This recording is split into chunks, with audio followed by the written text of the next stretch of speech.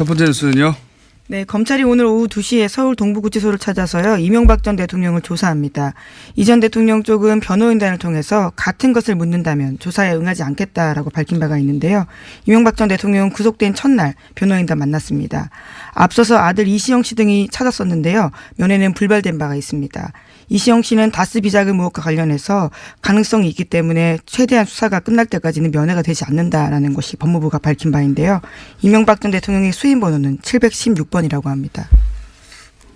보통 이제 이런 큰 일에 가족이 연루됐어도 가족은 보통은 이제 불구속 기소하거나 하는 경우가 많은데 이명박 전 대통령의 케이스는 거의 모든 일에 가족들을 동원했어요. 예. 좀 특이한 케이스입니다. 예. 사위나 온 가족이 뇌물 배달이나 이런 데 총동원된다는 게 굉장히 특이한 케이스거든요. 가족들은 불법을 저지를 때 보통 다칠까봐 동원하지 않는 경우가 많은데 이명박 전 대통령은 모든 가족이 거의 동원됐다. 예. 본인의 선택이 그랬는데 어떡합니까? 예. 가족들이 다들 관련이 있어요. 그래서 가족 이야기가 앞으로도 계속 많이 나올 것 같고. 그리고 검찰이 이제 재산 추징을 위해서 액션이 나섰죠, 지금? 네. 네, 이번 수사에서는 이명박 전 대통령의 차명 재산이 조금씩 실체를 드러내고 있습니다. 지금까지 알려진 것만 규모가 1,000억 원대인데요. 검찰이 이명박 전 대통령을 재판에 넘기면서 이런 재산을 처분하지 못하게 해달라고 법원에 요청할 예정이라고 합니다. 왜냐하면 110억 원대의 뇌물이 유죄로 나오게 되면요. 추징하기 위해서입니다. 그렇군요. 예를 들어서 뭐 청계재단 이명박 전 대통령이 퇴임할 때 재산 공개를 했어요. 그때 집 한 채 있는 걸로 나왔고, 예. 본인이 이제 재임 중에도 청계재단에 모두 자기 전 재산을 출연하고. 애초에 공약이기도 했었고요. 예. 그리고 집 한 채만 남기겠다 했었죠. 물론 청계재단도 그동안 한 장학 사업들을 보면, 재단이라서 세금이 감면된 것보다 적습니다. 그러니까 절세 수단이었던 거죠. 예. 이 재단 처음 만들어질 때도 그런 거 아니냐고 했었는데 실제 절세 수단의 역할을 했던 것이고요. 그리고 뭐 지금은 밝혀지고 있는 게 이제 다스와 위장 계열사들 호문프레닝 같은 예. 실소유주가 이명박 전 대통령으로 판단을 한 거죠 지금. 예, 게다가 차명 부동산도 굉장히 많습니다. 엄청나게 많이 나와서 지금 나온 것만 해도 이제 1,000억대 정도 되는데 예. 그러니까 집 한 채만 있는 게 아니라 1,000억대 재산이 지금 나온 것으로만도 있다는 거죠. 그래서 이걸 처분 못하게 보존해달라고 청구를 했는데 왜냐하면 과거에 전두환 전 대통령 때 노태우 전 대통령 때 보면 그 전에 차명으로 다 처리를 해가지고 네, 지금까지도 걷고 있지 못한 돈들이 많습니다. 그래서 추징을 못했거든요. 그런 일이 발생하지 않게 미리 이제 조치를 취하는 거죠. 이건 이제 국내에 밝혀진 재산이고요. 예. 진짜 재산은 해외에 있다고 계속 저는 주장하는 바입니다.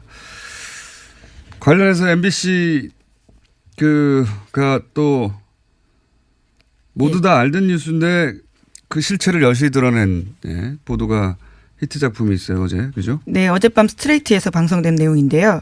이명박 정부의 자원외교 관련된 소식입니다. 2009년 당시 한국석유공사가 인수했던 캐나다 하베스트사의 전체 유전에서 나오는 원유가 물이 98%였다라고 하는데요. 그러니까 우물이 아니냐라는 거죠. 그래서 구입 당시에도 이런 지적이 있었는데요. 석유공사는 유전으로서 가치가 없는 곳을 사들였다라고 합니다. 인수 가격만 4조 5천억 원대였다고 하는데요. 석유공사가 이런 보고서를 봤다는 거죠. 예, 이걸 최근에 알아낸 게 아니라 당시 석유공사가 하베스트를 사들일 때 2009년에 이 내용을 다 알고 이게 우물이라는 거 아닙니까? 유전이 아니라 그 우물에 기름이 좀 뜬 거죠. 이 정도 수준이면 99% 8%가 물이면 물에 기름이 좀 뜬 거 아닙니까? 그래서 나머지 2% 정도만 석유라는 건데요. 유정으로서의 수명은 다 끝났다라고 봐야 된다고 합니다. 여기서 특히 주목해야 될 게 석유공사의 하베스트 투자는 이걸 다 알고도 엄청난 가격에 이거 산 거죠. 네, 석유공사가 의뢰한 보고서였다라고 하는데요. 이거는 투자 실패가 아니라 또는 하베스트 쪽에 사기를 당한 게 아니라 사기를 같이 공모한 사건이라고 봐야 이해가 갑니다. 이건 들여다보면 들여다볼수록 말도 안 되는 거거든요. 예. 협상을 하면 할수록 가격이 올라가요. 이 딜이 원래 협상을 하면 할수록 이런 보고서를 보면서 보고서를 꺼내서 이거 봐라 안 되지 않냐. 사회했던 이유도 모르겠지만 꼭 사회했다면 협상을 할수록 가격이 떨어져야 되는데 여기는 협상을 하면 할수록 가격이 올라가서 2배가 넘게 올라가요. 예. 그런 가격을 또 근거를 마련한다고 보고서를 낸 것이 메릴 린치입니다. 네, 그렇습니다. 투자자문회사인데요. 당시 김백준 씨 아들이 근무했던 메릴 린치. 네, 김영찬 씨라고 있습니다. 물론 이제 본인은 거기 근무했을 뿐이지 여기 관여한 바가 없다라고 하고 있고 억울한 면이 있을 수도 있어요. 예. 있을 수도 있는데 근데 김영찬 씨가 근무했던 동안 메릴 린치는 계속 이런 거래에 등장을 합니다. 예, 공사의 거래. 적어도 이런 거래에 계속 등장하는 한 의혹이 대상이 되는 건 어쩔 수가 없고 당시 또 아버지가 대통령의 오른팔이었기 때문에 그리고 이 과정에서 메릴 린치는 보고서만으로 수익이 200억대 이상을 올리고 만약에 딜을 성사시킨 브로커 역할을 했다면 뭐 1000억대 이상 1000억대 이상의 수익을 올렸겠죠. 예. 이 메릴 린치가 얼마나 이상한 일을 했냐면 날이라는 정유시설을 추가로 사거든요. 그러니까 하베스트는 가격만 올리는 게 아니라 애물단지를 또 팔아요. 근데 날을 하베스트가 $1 인수했었거든요. 근데 메릴 린치는 이걸 1조에 사라고 보고서를 냅니다. 1조에. 그리고 이걸 대팝니다. 얼마에 대팔라고 보고서를 거꾸로 내냐면 10억에 팔라고 내요. 말이 됩니까 이게? 비슷한 수법들이 다른 자원외교에서도 있었다라고 여러 차례 말씀해 주신 바가 있는데요. 네, 똑같은 수법이네요. 그러니까요. 자기들이 1조에 사라고 해놓고 여기다가 그러니까 하베스트가 $1에 산 걸 우리한테는 1조에 사라고 한 다음에 그리고 대파는 곳에 가격을 10억이라고 제시했거든요. 말도 안 되는 거죠. 1000분의 1 가격으로 팔라고 한 겁니다. 거꾸로. 그걸 똑같은 회사에서 한 거예요. 계속해서 똑같이 얘기하지만 비슷한 공통점이 계속 등장하는 거군요. 살 필요 없는 회사를 엄청나게 비싸게 주고 산 다음에 그런 다음에 끼워서 필요 없는 회사를 사죠. 그리고 필요 없는 그 회사에 대규모 투자를 합니다. 이 날에도 1조에 사고 또 1조 이상 투자를 하거든요. 그리고 나서 거의 공짜로 팔아버려요. 돈을 막 쏟아부은 다음에. 이 과정은 포스코의 해외 투자, 수상한 해외 투자 등장하고. 네, 알려드린 바가 있는데요. 이 공사의 자원 얘기도 등장합니다. 예, 공통점이 계속 등장하고 그리고 어느 순간 조세 피처가 등장하고 페이퍼 컴퍼니가 등장하죠. 여기가 진정한 이명박 전 대통령 수사의 출발점입니다. 지금은 그냥 잔돈, 재산을 찾는 데 출발점이기도 하고요. 아직 시작도 안 했다는 거죠, 여기는. 예. 네, 심지어 관련 공무원들이 처벌받았다라는 이야기도 나온 바가 없습니다. 아주 큰 사실이라면 다 사기일 텐데요. 어마어마한 사기죠. 예. 저는 사기라고 봅니다. 자, 이 자원외교만 관련 나오면 제가 흥분을 하게 돼요. 예. 이게 예전에 BBK하고 비슷한 거거든요. 너무 거래가 복잡하고 여러 단계를 거치다 보니까 사람들이 이게 무슨 일이 있었는지 한 번에 이야기가 쉽지 않아요. 그래서 길게 설명하게 되고 그럼 또 알 것 같다가 좀 있으면 또 까먹거든요. 예, 똑같아요. 근데 여기에 진짜 진정한 범죄가 있고 여기에 진짜 큰 돈들이 묶여 있고 그 돈들은 다 해외에 있다. 강조하는 바입니다. 자, 다음 뉴스는요.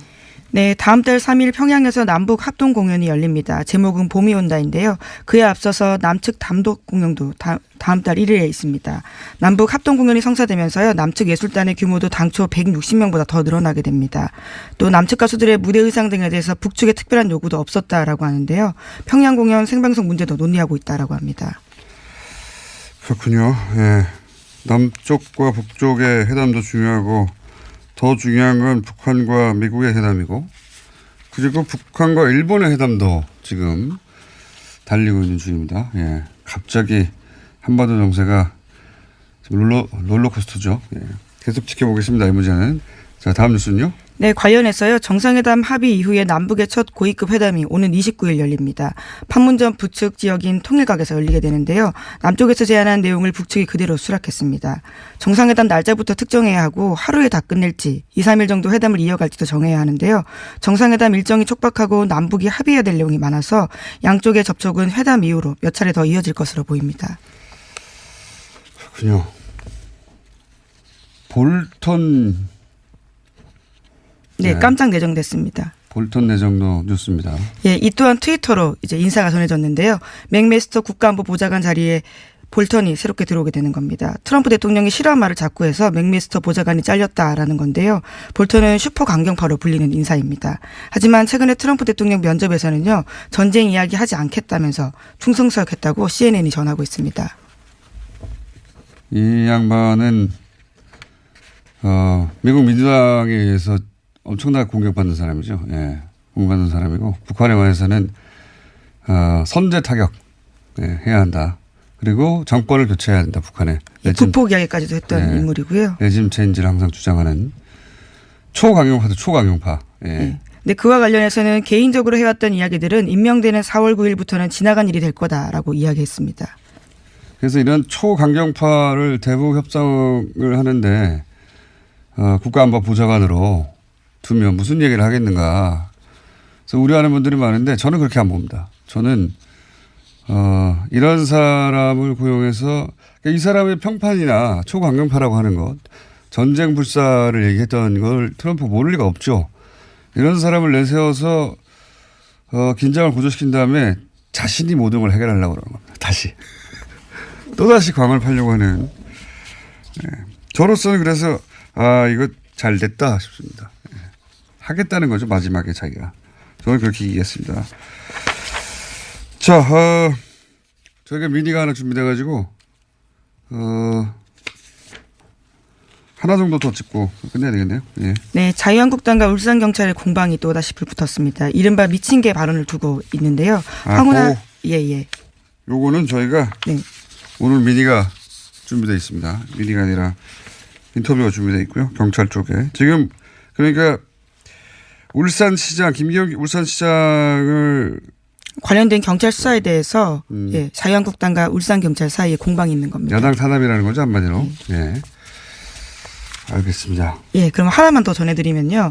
이명박 전 대통령에 대한 검찰의 구속영장 청구서에 이명박 전 대통령 다스 비자금으로 기자를 접대했다는 내용들이 나와서요. 파문이 일고 있습니다. 이와 관련해서는 미디어 오늘이요. 관련된 출금 전표를 확보해서 보도했습니다.